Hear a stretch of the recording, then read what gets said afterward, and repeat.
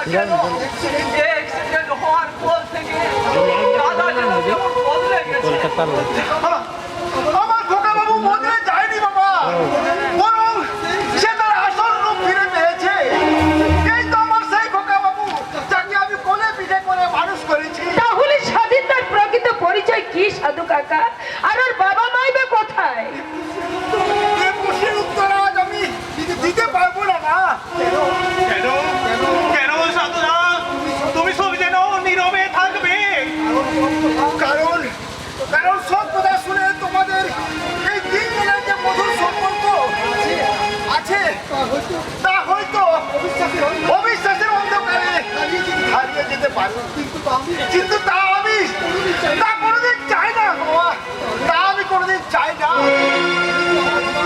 আমি কি আমার বাবা মাকে কোনোদিন ফিরে পাবো না সাধুরা?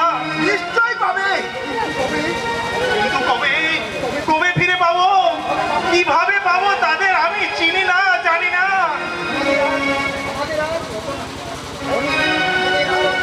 আমাদের আর অন্ধকারে না রেখে বলো না সাধু কাকা, বলো না। সব কথা শোনার আঘাত তোমরা সহ্য করতে পারবে তো? একদিন তো সেই চরম সত্যের মুখোমুখি হতেই হবে সাধু কাকা।